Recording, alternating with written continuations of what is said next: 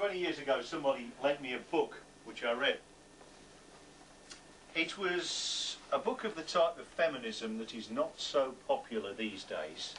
It's the kind of feminism that has been described as the all men are bastards variety. The writer actually said that it is a part of the male psychology to be fascinated and obsessed with the idea of killing women.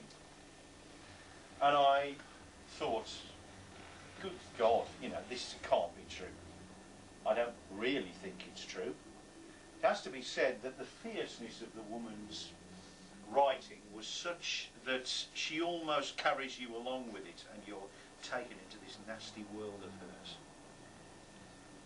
At the same time, I read another book by another kind of feminist, one who is not as popular as she ought to be, Joanna Russ. In fact, I read a couple of her books, The Very Wonderful We Who Are About To, which is not really a feminist book, but just a cracking piece of science fiction. And the book The Female Man, which is a world only of women. There are no men in this world.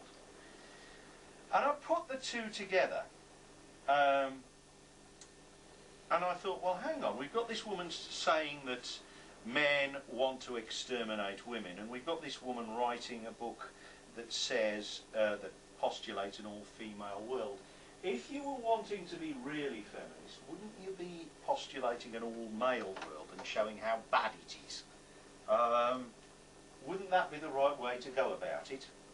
Shouldn't I write to either one of these women and suggest they do it themselves? And I thought, why don't I do it? And I thought, no, I can't do that. I'm just a man. I'm a man. I can't possibly do that. I don't have the right frame of reference. And I thought, well, it's a hell of a task to try and do this. Perhaps I'll give it a go anyway, because what a writing exercise that is. That is hard. To get this right will be hard. And so I wrote it, and it came out as a short story of about 30,000 words. Therefore about half the length of what I'm going to read from tonight. And it was okay. But there wasn't very much to the narrator. And so I put it to one side. And I thought a little bit more. And then forgot about it.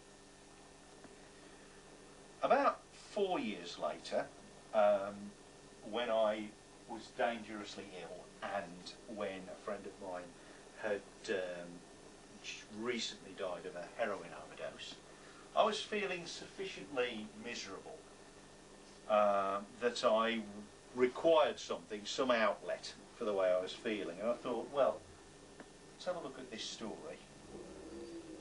If I were to rewrite this, could I fit in stuff that would actually be cathartic for the way I've been feeling right now? The fact that I'm worried about the fact that I might die, that a good friend of mine has recently died.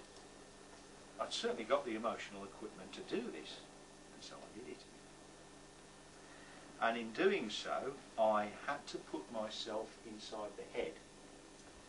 To start with, I had to put myself inside the head of a woman, because it had to be written through a female narrator. And it had to be a woman who was awkward enough and fierce enough to survive as the only woman left in the world.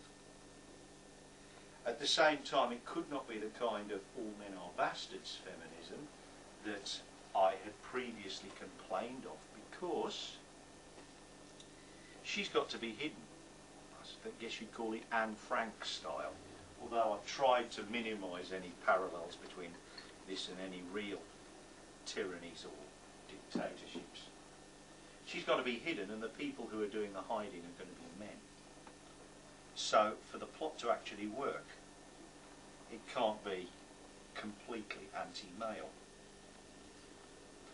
However, I think the position I wind up with is scarcely any more reassuring for us. No, all men are not bastards, it's not true. But the reason the extermination happened, or was able to happen, was that a very small number of fanatical idiots were carrying on their massacres and their exterminations. And we learn that 75% of the population, until the actual boots came kicking at their door, just sat back and said, "It's my problem, is it?" That is what the problem was. It's not so much the evildoers as the bugger all doers. And that's probably the theme of the book. My narrator, called Siobhan, wakes up in a ruined house.